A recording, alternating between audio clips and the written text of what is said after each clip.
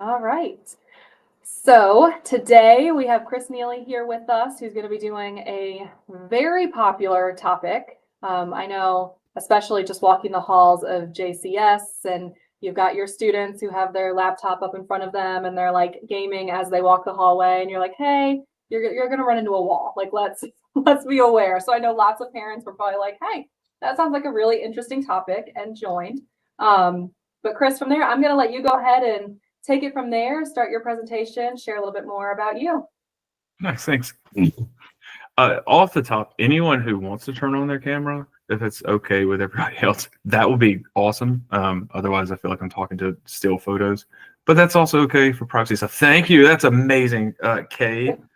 Chris, I have to say, I taught high school, 10th grade high school during COVID and Oh, for that's the a year nightmare. after. And so doing this with all of the little circles, I still have PTSD flashbacks of like my teaching days where I'd ask a question and I didn't even know if anyone was behind the screen. So I get it. When when everything started switching virtual for COVID, I had a room set up. And it's like from a comedy where I had like action figures and stuff because I had to have something to look at. With ADHD, if it's just like a circle with a letter in it, I will forget I'm talking to you. I will just wander right out of this presentation. The doorbell rings, I'll just leave. It will happen. So everybody turn their cameras on. Thank you so much. You absolutely don't have to. Also, totally respect that. But it is very much appreciated. Carrie, I'm going to switch from phone to computer in a minute, okay? Just let me back in when I hang up. My Perfect. computer died. Sorry. I also typically, if I'm doing presentations and things, I have ADHD. Interrupt me. That's totally fine. The whole thing of holding questions till the end, that doesn't work for me if I'm attending something, and you'll just, if you're anything like me, you'll just forget what you're going to ask anyway. So interrupt anytime, totally fine. If I'm going to get to it later, I'll say I'll get to it later. But you might ask something that's not on the slides at all, and we can talk about it. I have zero issues with that. Little background about me, like why should I be presenting this? I am a licensed clinical social worker, a double graduate from Chapel Hill. Graduated with my master's in social work in 2011, and started practicing in Charlotte right after that. I specialize in autism, ADHD, and other neurodivergencies. So that's me as a therapist. I've been doing it for 15 years or so. Started working in the autism community when I was in college, and I've been doing that for like 21 years. But way back in like 1986, my dad came home with an Atari, I think the 7800. And so I've been gaming far longer than I've been a therapist or a dad or any of those things. So that's where I kind of lean into this. And then being someone with ADHD and a therapist with ADHD, a lot of my work is really based on like motivation. So working with kids, working with adults, trying to find motivation to get through homework, trying to find motivation for adults on how to get through a miserable job. I also work with an international company on executive coaching, which is really fun. It's equine facilitated learning. So we will meet with basically a bunch of suits who never leave a boardroom, and we take them out to a farm for a day, and they work with horses on new ideas of leadership. And so again, trying to find ways to motivate totally different cultures is a passion of mine. And that's where we get to this piece of video games. If you're here, I'm assuming you have kids who game if it's not yourself. By the folks who are here visually, by show of hands, can you raise your hand if you actually game? Like if you play video games? And I don't mean like puzzle game on your phone. I mean like an actual game. Do you mean like I play it because I play with my kids, or like when they're at school, I want to get on the Nintendo and game Both. myself? Yeah, who plays Okay. just for themselves? No, I'm not that great. Listen, if who plays with their kids at all? Like let's say once a quarter you're playing a video game. That's beyond most people. I'll go ahead and, awesome. That's fantastic. I will encourage you to do it a little bit more, but we'll talk about that in a bit. Well, fun. Any questions off that top little piece? Sweet. Well, let me get this presentation shared, and we'll get going here. All right. Everyone should be able to see this. This looks clear for everybody. Anyone know what these four images are? Off the top of your head, a little quiz at the start. Oh, Courtney, you got it, but unmute. It's an iPad on the left, a laptop on the right. I also just am old and can't see. And then like an old school keyboard on the right, and then 2 joysticks. One's Nintendo Switch or Nintendo, but I'm guessing the other one's like a PlayStation or Xbox or something. You got all the right Xbox. words. Yeah, where's 100. the Xbox? Which one's the Xbox, guys? The white one. Oh my God. Am I right? No. Oh, almost. The left is actually a Switch. The second one is either it's like a white PS4 remote. I don't think it's actually a PlayStation 5 remote.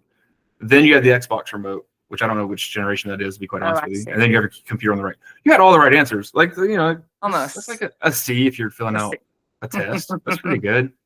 That's good. I'll go with it. These are the objectives we'll try to go through.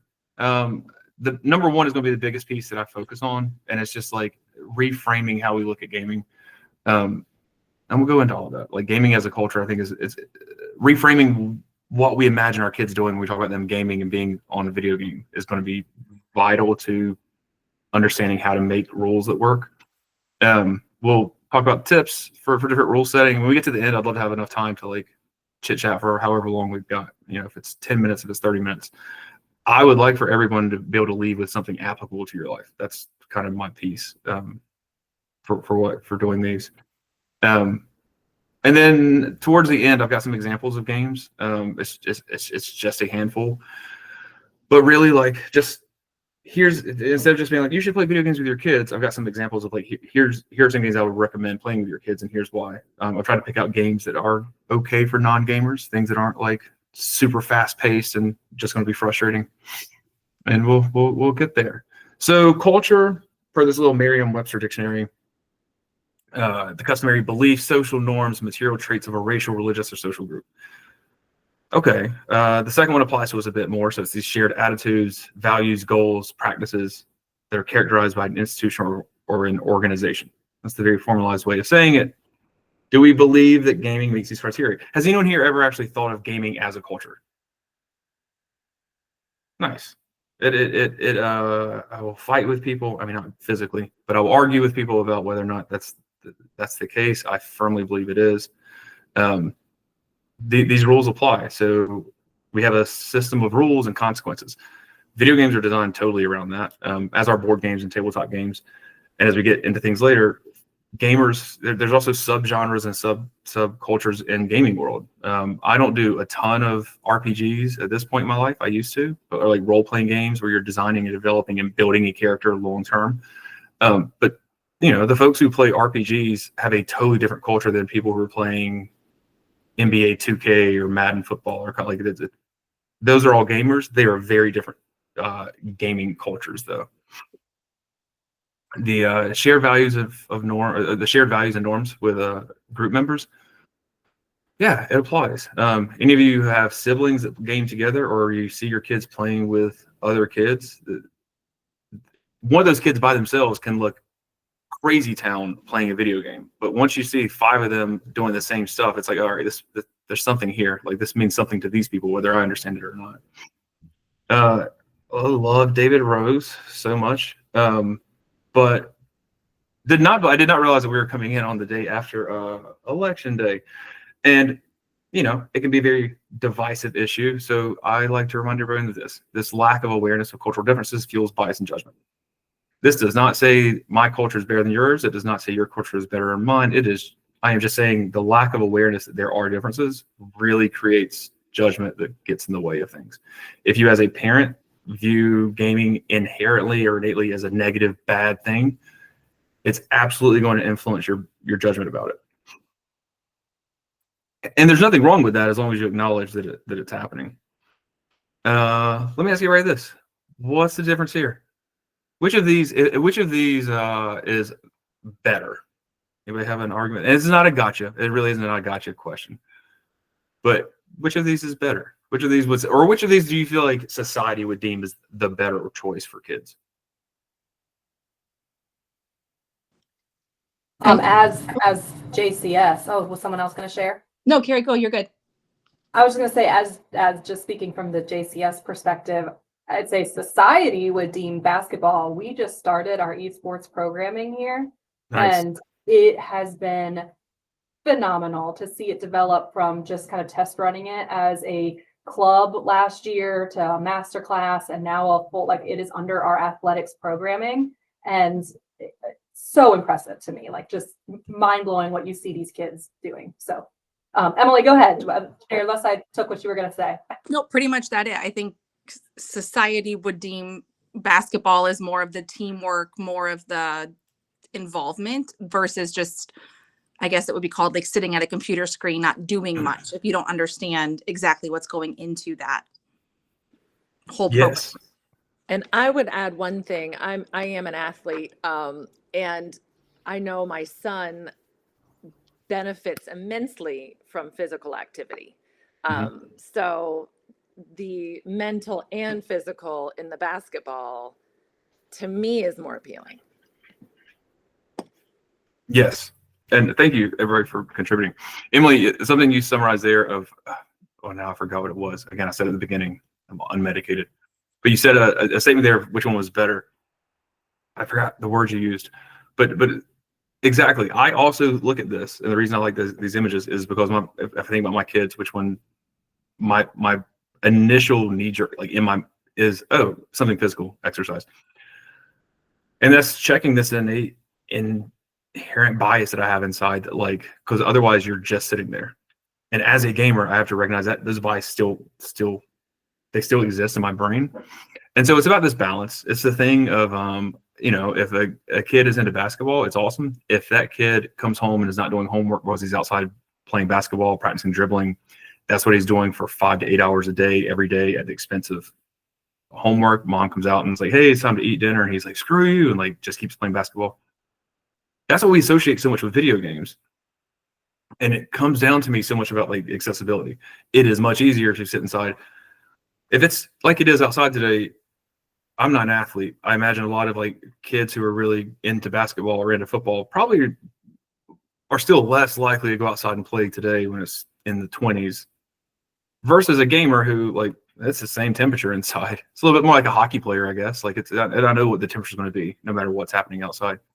So it's a big piece of this is recognizing those judgments. There's nothing right or wrong about how we perceive it, but it's just recognizing that there are underlying notions of those. And then as we check those, it's a piece of, if those kids on the left are sitting at that table for 8 hours and nobody gets up to leave the table, that's a problem. I would also argue it's a problem if the kids on the right are on that court for the next 8 hours. Does that make sense? And we'll get into why that is more, it is more common and more likely with video gaming. That's absolutely a very real risk that we do have to be aware of. Horses, mentioned at the beginning. Anyone here, horse people? Any horse folks here? I had the fortunate situation of I didn't grow up as a horse person. As I've started working with horses over the last 14 years now, I've learned that most horse people I meet, I call them horse people because they've been working with horses since they were like 5 years old. Like they all have been with horses forever. I like not meeting horses till I was almost 30 because I'm still amazed by just like the basic being around a horse and seeing like these very small things that my brain doesn't take for granted. They operate in a very advanced cultural system. We use models of wild horses in the executive coaching company I work with. And it's, again, we have worked with folks from Department of Defense, Walmart, Red Bull, Kroger, I think New Orleans Police Department, on learning how wild horses navigate challenges and how leadership works with horses. Won't go into it much, but it's the total flip on its head of like our humanistic, capitalistic hierarchy role. This person at the top knows everything and everybody looks up and you have a few more people as you go down. Horses don't really operate like that at all. It's shared leadership. If they need to switch positions because there's a pack of wolves, they switch positions. They don't pause and like have a meeting about it for 45 minutes and argue over like, well, that's my place and you can't. That's not how their culture is at all. So one of the things we actually do is try to work with folks on learning how to lead from a horse mentality just because it's less predatory. Here's one maybe some of you will like.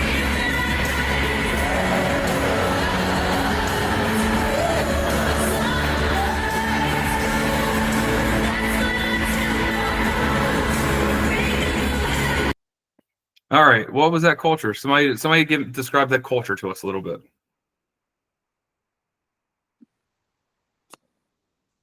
musical, girl power,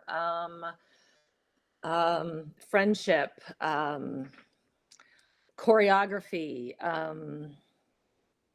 just good times. K is it K or is that short for something? It's Carrie, but there's Carrie. 2 Carries on here, so I thought it'd be Okay. Well, Carrie, I will ask you to give me descriptions in a second. So thank you for that. Anybody else? Anybody have any initial judgments, takeaways from Miss Swift here, or Dr. Swift? I guess I think she's a doctor. She has a, what's the fake one? I don't know. I'm not making fun of her. Nobody come after me. Honorary. Honorary. Thank you. Honorary doctorate. I took that video, so I was there. I very much enjoyed it. Yeah, musical, friendship. The people in there, you've got, I don't know, 10, 20, 30,000 people sing the same songs, move the same way. Everything's choreographed. We've got it, right? So concerts and music and people being on the same pace should be the same culture. Yeah. But we can shift it just a little bit. Carrie, we'll come back to you in a second. Same thing. It's just a different concert.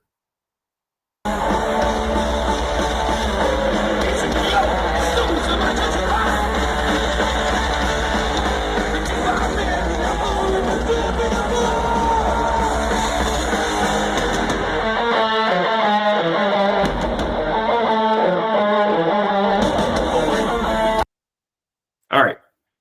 I'm going to go to this one, but we're not going to talk about this slide yet. Carrie, what about that one? What's the same thing, right? Friendship. Yes, I do feel friendship. Nice. I think almost more individuality with that one, honestly, because you're kind of I feel like you might be in your own space a little bit more because the Taylor Swift has everyone's doing the same thing at the same time, right? Yeah. That seemed a little bit more free spirit to me. Anybody else have takeaway from? My husband would know who that was. Who was that? That was Slayer. Okay, that's what I was gonna guess. Nice. I grew up a hardcore metal kid, going to concerts since I was like 13 years old, and I will tell you, like, from the outside, it's like chaos culture, and it's mosh pits and things like that. There are so many rules in place that are just part of that culture. I'm 6'4". I was over 6 feet when I was like 14 years old. And there are rules in mosh pits. Mosh pits, I think, have really died down now. I don't know, I feel like disappointed it is a little bit. But like, if you're taller, you keep your elbows down. You're not throwing your elbows out. Why? Don't hit somebody in the face. You're not trying to hurt anybody. If somebody goes down, I've still to this day not seen anybody faster than these like 15 to 20-year-old guys who are sweaty and bloody. When somebody falls down, forming a human wall immediately to keep everybody off, picking this person up, making sure they're okay. Somebody goes down and they're seriously hurt, you'll have a group of people form a little cluster and move them out. And nobody's talking about it. Nobody's communicating with words because it's the music and the sound and everything's so loud. But it is a culture. And if you look at it from the outside, it looks like chaos and violence. If you're in it and you understand the culture, that's not it at all. Going back to the horse piece, anybody here ever go to the zoos? I know there's a lot of ethical issues with it, but anybody go to a zoo? North Carolina Zoo is phenomenal. All the time. I encourage you when you go, don't try to go through the whole zoo. If you're there for 6 hours, only go through like one continent and make sure to give yourself, especially like some primates, I'm biased there, sit for 1 hour and watch these animals, because so many times we are training ourselves and we train our kids. They're just standing there. These animals are just standing there. They're just standing there. You drive by a pasture of horses, they're just standing there. They're not just standing there. There's constant communication. If animals that didn't understand us, like my dog is watching me now, I'm sure she thinks this is what I do all day is I just talk by myself because your sound is in my ear. She can't hear anybody. She can't see that. I'm sure she just thinks I spend all day long talking to myself. She doesn't understand this culture at all, but she respects it. She doesn't like bother me about it. Kind of the same thing. So the big takeaway from all this is cultural collisions. If we have these misunderstandings, we have different languages, we don't know what somebody means when they say this thing, we have different values, then we get this collision. That's where you get conflict, and we can apply that to video games, a kid playing video games versus mom. We can apply it to Democrat versus Republican. We can make it religious wars. We can make it holy wars. We can make it international conflict. So much of it comes down to this concept of like cultural collision. And with your kids, we hit this habitual bracing. How many people you walk in, your kid's been playing video games for 45 minutes. They're supposed to have gotten off 10 minutes ago, and you already know it's about to hit the fan as soon as I interrupt this play. Yeah. Oh yeah. Yeah. Big thing I'm gonna recommend to you on that is if you are already braced, probably not the best time to go in there and try to offer an interruption. Now, we'll get to it in a bit. That doesn't mean to just let your kid keep playing. It does mean that if you're braced, you're not bringing into the situation anything that's remotely de-escalating the situation. It's kind of like having a crisis worker respond to a 911 emergency call versus armed officers. If you have someone who is in a mental health crisis, having a social worker or a mental health specialist show up to help de-escalate the situation statistically works out better than having 3 or 4 people show up with guns.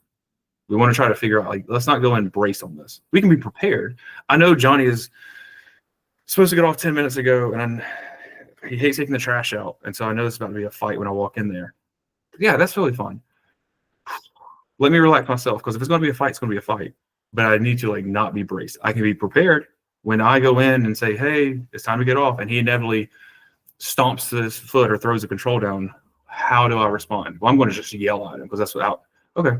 Well, if that's not working because we have this established pattern, what can I do differently? So one of the big little tips I'll toss out is being aware of your own bracing in those situations, because it's not helpful typically. Does that make sense?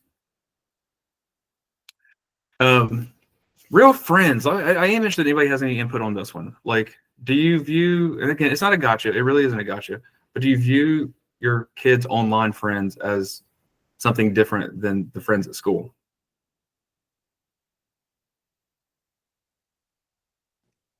I'll say yes. And we have constant conversations about they're not what a real friend is versus an online friend that we don't know as well. Mm-hmm. But I also try to limit it to people that I do know in the real world, so that I know who he's talking to and not, some random person that is claiming to be 14. Yeah, because so safety. I mean, safety is a huge piece of this. Yeah, absolutely. Anybody else? I was just going to say my expectations in terms of behaviors are the same I like that. as his traditional friends that he sees every day. Oh, I love that. Yeah. So the same rules for these. If these are your friends, you still want to have the same social expectations for how to interact with them. Yeah. So two pieces of this. The safety piece is absolutely real. It is real. So much of this comes back, in all honesty, from if you're not a gamer and you aren't playing these games. We know what we see on the news. We know what we see on parent news articles and TikTok or whatever, wherever we're getting our information right now is there's predators online, and Roblox is full of predators. Sure. That doesn't make the established relationships your kids have any different, though. I will say this is not something I realized was going to be an issue until like 2 or 3 years into practicing, and realize how many kids and teenagers have very, very real friendships that were just like dismissed by parents. And it's one of like the most problematic thing, especially again, working with folks with ADHD or autism, some of the like folks who already have a hard time making friends. They would show up to me and parents like, we want them to make more friends. And the kid's like, I've got a lot of friends. And when we talk about them, if we take off the little piece of the part of like, where do you know this person from? It's time after time after time, whether it's a 12-year-old or 17-year-old, this is this friend, and then this is when their birthday is, and we celebrate their birthdays together, and this is what their parents do, and this is where they live. They can answer the same questions as they do oftentimes about their friends at school. They have guilds. They're spending a lot of time together playing these different games and things. That being said, yes, we have to be cautious about how do you know this person? How are you sure this is not, some person in a basement that's 63 years old trying to just get your address? Very true. And so one of the big pushes I have there is like learning about online safety, teaching our kids online safety, but not at the expense of diminishing their actual relationships they have, if that makes sense. One of the things that stood out to me years ago about this is I had parents, this is like 2020, so it was about 6 to 8 months into COVID, and I've been working with a kid for about 3 or 4 months, and his parents got on and we were just doing like a check-in conversation, and they're like, we just need him to have real friends. And I was like, all right, talk to me about what, and they're like, well, real friends, I say, all right, explain to me what a real friend is. What's that mean? Well, somebody you see in person, like you hang with them, like you can't trust somebody you only know from the internet. And I was like, oh, that's interesting. Keep going. And they did. They dug a hole. You can't trust somebody on the internet if you've never been with somebody in the real in person. And like, how do you know they're real? And how, that can't be an established relationship. It can't be meaningful. And I then had to remind them, I've never met you people in person ever. You live in a whole different part of the state, and you pay me every week to spend an hour with your kid. And you seem to trust me quite a bit. We've never been in the same room together. And so it's just that little bit of a, oh, okay. So real relationships can be established virtually. Now, there's a whole different debate there, a whole different presentation about like in-person active relationships versus totally digital.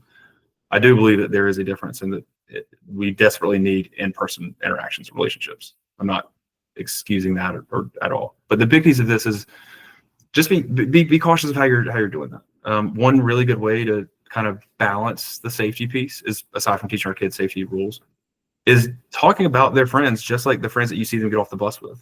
Learn if a kid's got a gamer tag and this is who they play with quite frequently, learn the members of that guild or the members of that team and ask how they're doing.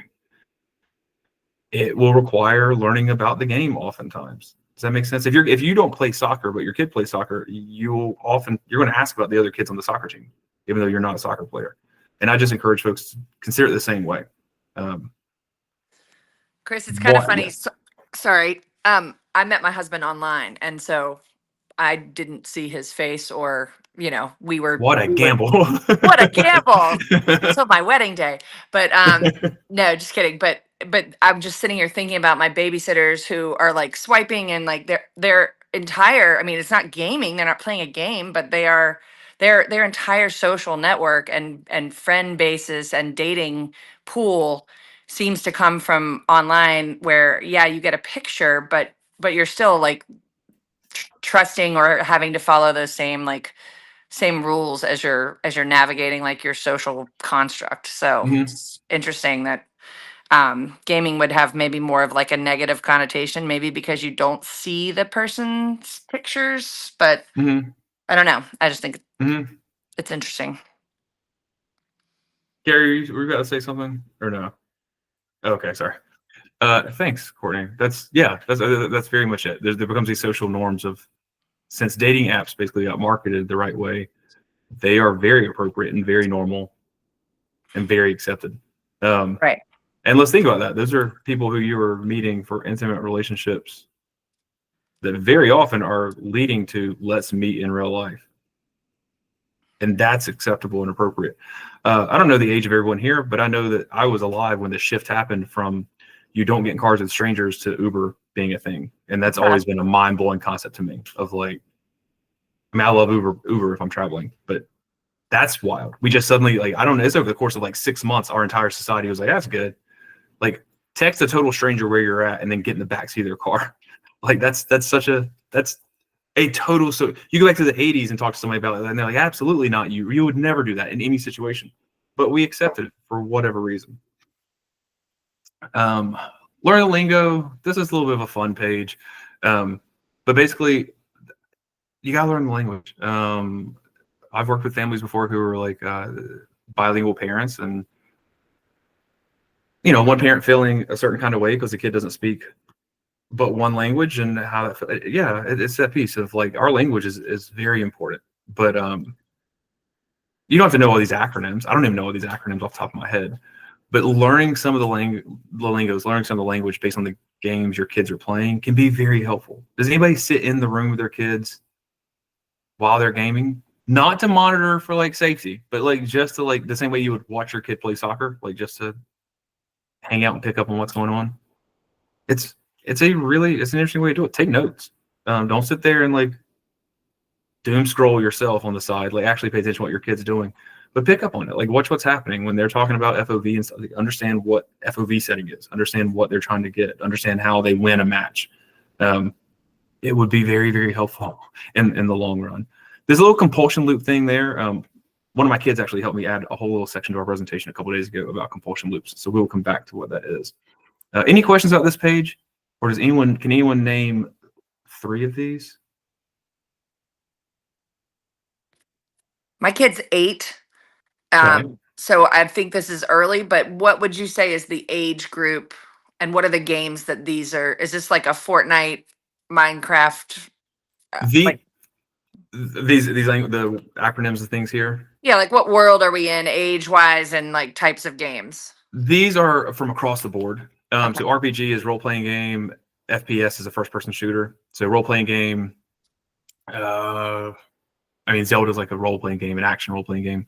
FPS would be like Halo or Call of Duty. Fortnite is technically a third person shooter because it's not through the eyes of the character. So these are actually words like GG is used across games. Anyone know what GG is? You ever hear your kids say GG? GG is good game. It just means good game. It's a very appropriate proper thing to do. Somebody saying something getting nerfed. Nerf is basically, let's say everybody familiar with Fortnite. It's one of the largest games on the planet still. Nerfing is something like a company, Fortnite puts out an update and there's a new weapon in it. And it's OP. It's just overpowered. Like they'll nerf it, meaning they basically like on the next patch or the next update, they'll tweak that weapon a little bit so it's not so strong. So they're nerfing it. Think of it like turning it into a Nerf gun, basically. Like they just weaken it is what that means. Rage quit. We'll get to a little section there. Everybody know what rage quitting is? You ever seen your kid rage quit before? That's bonkers if none of you have experienced that. You might be doing something really, really well in your home. Violence. I like to hit on this one a little bit. It's the one that I think pro gaming or like people who promote gaming want to avoid it. Yeah, that violence is a part of a lot of video games. Tag, the game Tag also involves violence. Like we think through it. It's not a stretch. You're chasing someone down like a predator to capture them. Like that is a type of violence. Someone playing with like action figures or G.I. Joe figures or whatever. Like those are war characters. Like it incorporates violence. If you're watching Harry Potter, reading Harry Potter, there's violence. People die in those things. So violence in and of itself, when you hear violence in video games, automatically also everybody gets an automatic negative connotation as well. But violence is a part of a lot of our culture and a lot of our play and things. Big piece on this to consider, aside from the ESRB at the bottom, is like how real is something? Like that is something to consider. Like if your kid is playing VR games that are rated teen, that might mean a little bit different than playing a teen rated game like on their TV. One is much more immersive, one is much more realistic. Does that make sense? Is anyone familiar with the ESRB? I get folks sometimes who have never heard of this, and then folks who like I understand what all of that is. So I never know where to go with it. So this is the electronic something rating board. I've actually forgotten the name of it now. This is basically just like movies. Everybody here know what a PG-13 movie is? Rated R movie. That's all. That's what these little letters. Their own video games, like on the covers and stuff. It's the exact same thing.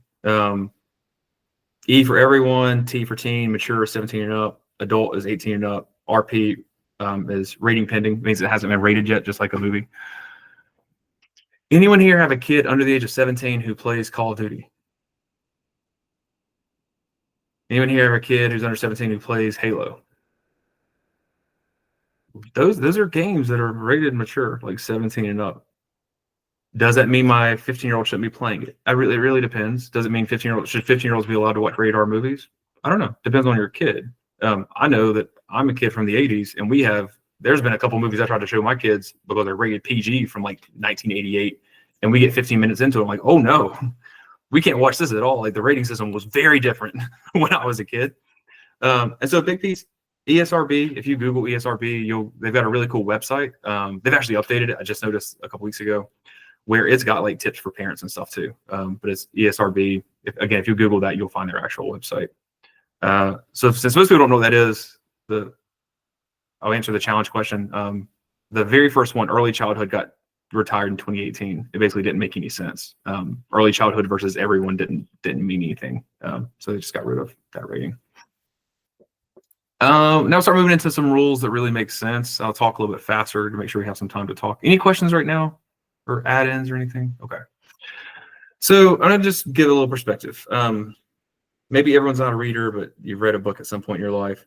So imagine this scenario where every day you get home from work and you've got this book you just got, you're super excited about it. Maybe your friends are talking about it, and you start reading it, and then the timer goes off and it's time to go like make dinner or get a shower or help your kids with homework or whatever.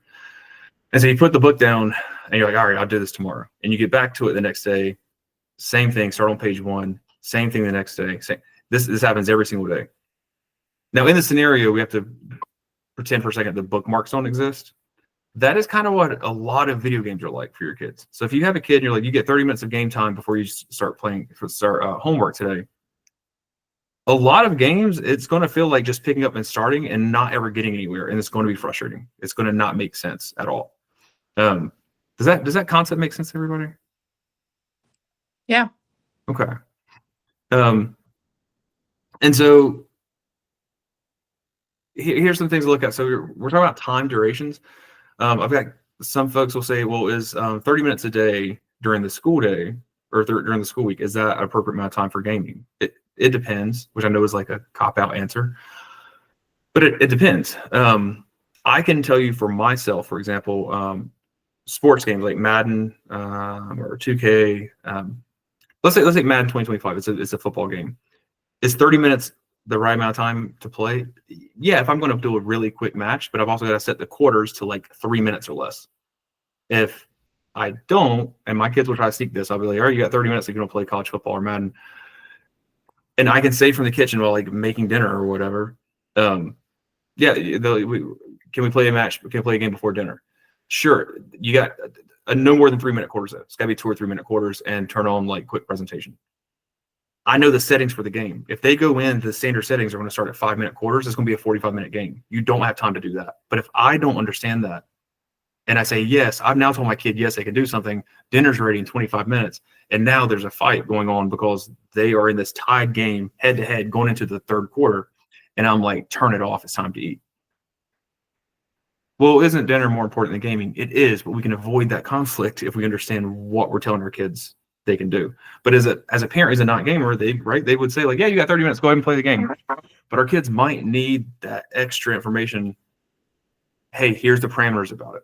It's kind of like if your kid said, hey, you gotta go play with my friend. Can I go play with Timmy down the street? And dinner's in 30 minutes. What would we say to him? What would you say?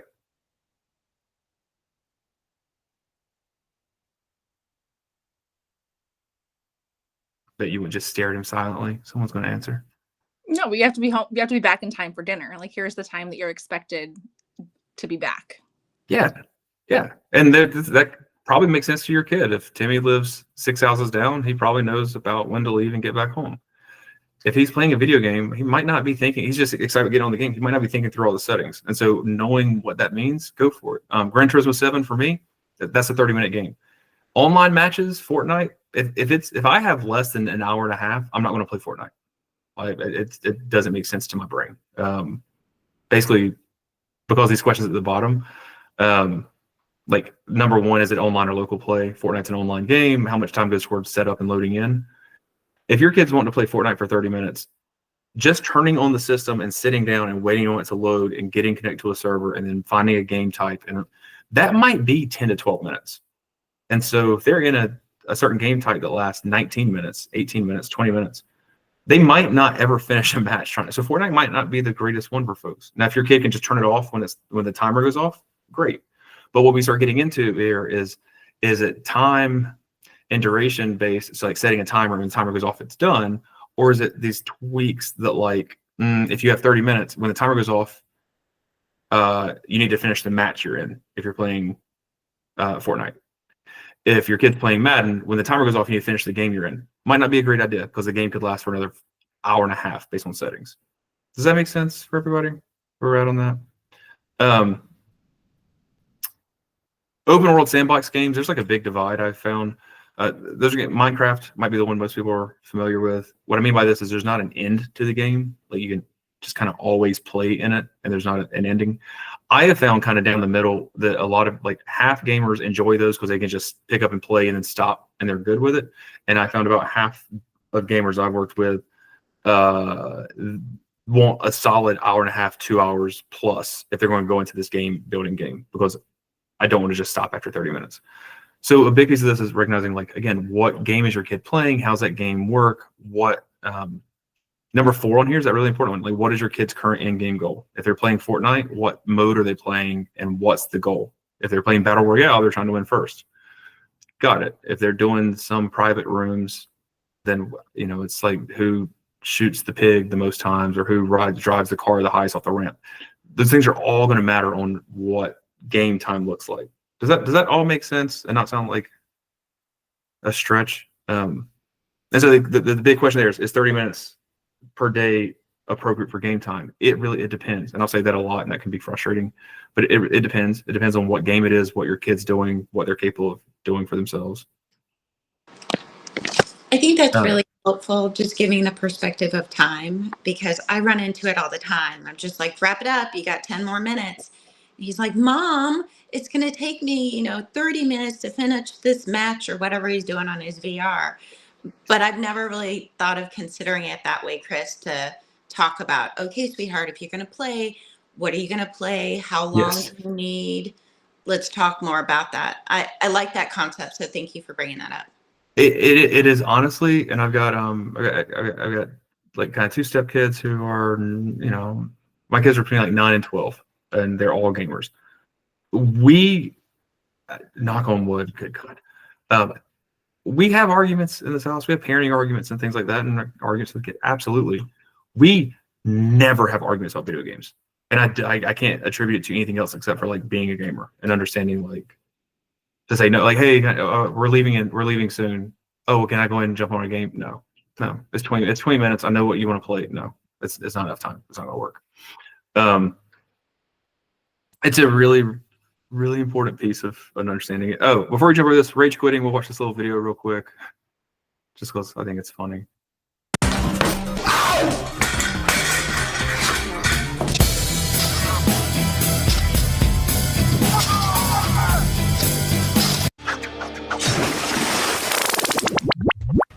잠깐 지적해.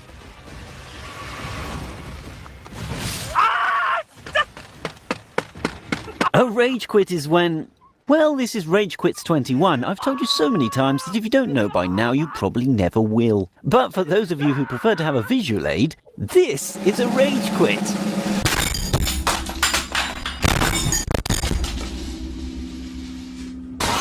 Oh, here we go. Now I'm small.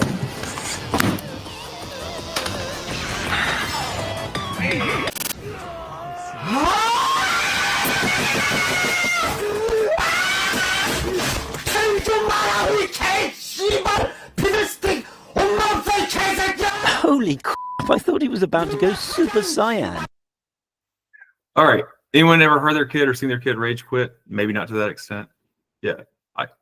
I have rage quit in the last 2 years. Not to that extent, but that piece of just like feeling so furious at a game that, like, realizing like I've got to take like 5 minutes to like decompress. Like, why? Like, what is that? From the outside, again, it looks crazy. We see athletes rage quit all the time. If you watch any of these football games, these grown men, these aren't children with developing brains. These are grown men at work, at a job that's paying them very well, who are slamming down $1,200 Surface tablets because their friend dropped the ball on the last play. I am not trying to minimize professional sports at all, but ultimately it is very strange that we watch adults in our society throw full-on tantrums that look just like that, and it's acceptable. But a kid whose brain is still developing, who experiences that same type of failure and loses their mind for a moment, that's crazy, and it must be gaming is the problem. Not necessarily. So this is a very 100,000-foot shot on dopamine and how it works. But if you think of dopamine as just being this chemical, feel-good chemical, it's a little bit like anybody's, I think the cliche thing of like a rat in a cage with access to like a controlled substance and food. And if they hit the controlled substance, they will avoid food, they will face pain, they will just keep getting this dopamine hit because this drug gives more dopamine than this food does. They will just keep hitting it. And if you take them away from it, what happens to someone when you restrict their drugs and they are an addict? They go through what? Withdrawal. Withdrawal, yeah. Video games are ranked really high for dopamine. They give a lot of dopamine. Dopamine increases motivation. When I try something and I get a dopamine hit, that's where kind of motivation comes from to keep trying to do it. When you've got a kid, especially with ADHD, where their options at home are try again in this match or sit down and do this math worksheet, which of those two things is going to give them the higher dopamine hit? Math worksheet or a video game? What do you think? I mean, the video game, no doubt. Yeah.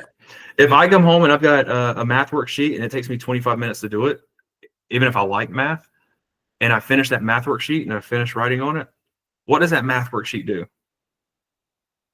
What celebration, what reward system do I get from that math worksheet for spending 25 minutes and finishing it? Nothing. It goes in my folder, hopefully, and hopefully gets turned in. Otherwise, it might wind up under my bed, and I got 0 anyway. Like, so not much. You finish a video game, even if you lose, you're getting some kind of dopamine hit and instant gratification, instant response to it. So I call this is my own kind of thing here, this kind of reward punishment loop. So you get this dopamine hit that feels good, and it says try again, and then you fail again, and you keep trying this mission, and then you fail again, and you kind of get stuck in it.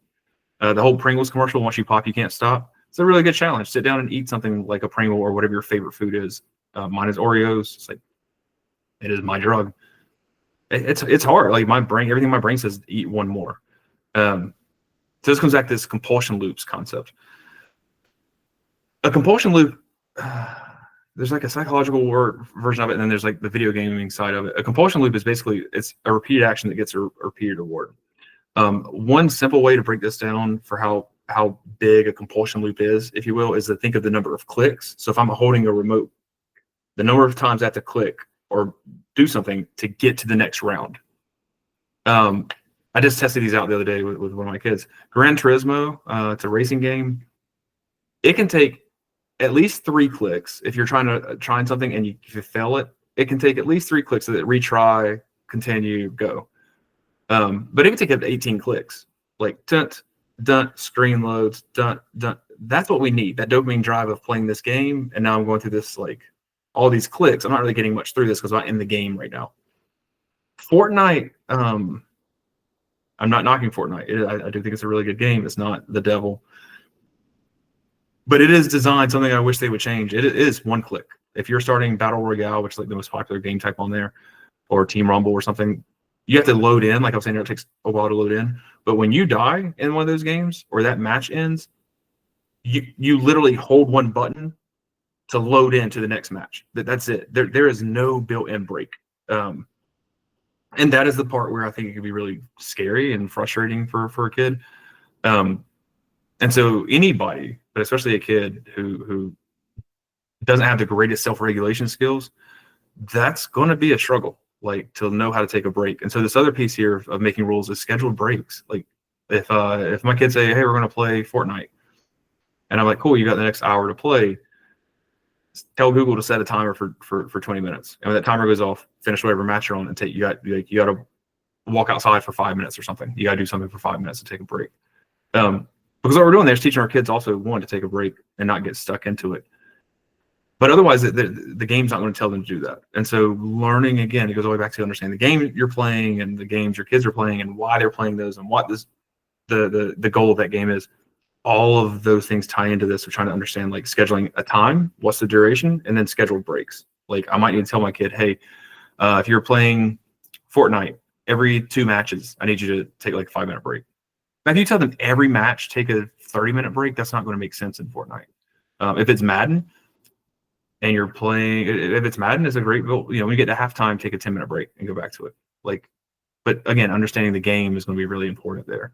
Any questions on that piece? Cool. I'm going to include this on here. Just Gary Mesabov is, like, professionally, is just like kind of a hero of mine. Kind of a founding researcher in the world of autism. I don't really like reading slides. I'll read this one. And so this is from his piece on the culture of autism from way back in the day.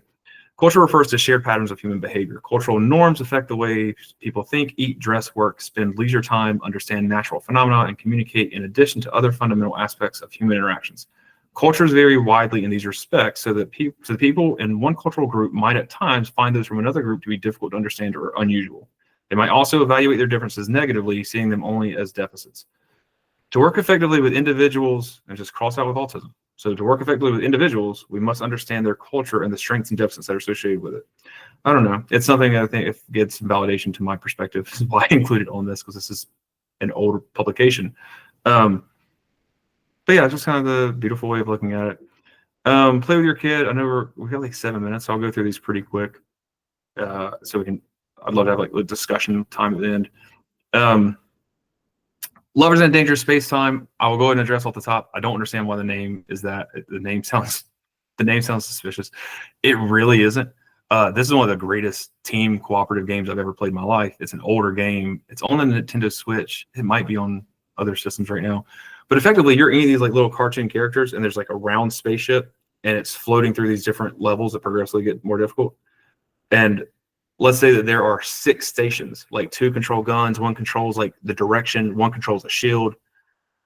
And if there's 6 stations and you're playing with just your kid, there's 2 of you, you got to work together to control all 6 of those stations. So you're running back and forth between them.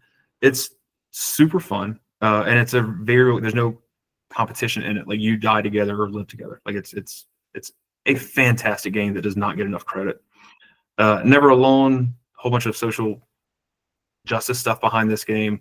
But basically you're this native character, this little native character from like the Arctic Circle, I guess, and this spirit fox. One of you controls one character, one controls the other, and so you have to kind of move together, navigate these puzzles. Some things the fox can do the girl can't, and some things the girl can do that the fox can't do. Mario Kart, I'm assuming most of you have heard of Mario Kart. Play it with your kid. It is an easy game, like, and it's cartoony. If you lose, you lose. That's fine. Like, I don't ever lose when I'm really good at it. Yeah, I don't think that it's easy. I think it's difficult and takes real skill to be baby Rosalina champion of Mario Kart every night. A big piece of Mario Kart is if it's a game that's like this, it's like cute and comical and funny, and people have an idea. Ask your kid to show you how to play it. Like, they might not want to, and that's okay as well. But like this, it's a fun one to get into. Thanks, Allison, for letting us know that. Mario Party, way underrated again. This is to me about the most comparable to like traditional board games. It's basically, yeah, I mean, you're rolling dice and like moving across different boards within mini games that are interactive in it.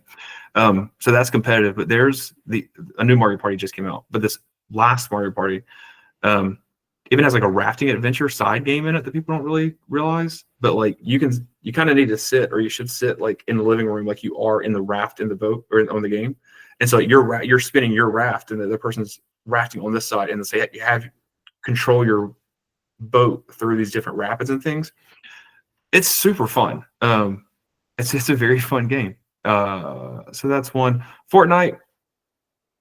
I only started playing Fortnite because I had a client who we did like a pre-meeting, and his whole thing was like, I'm only going to do therapy if we play Fortnite. And I was like, bet.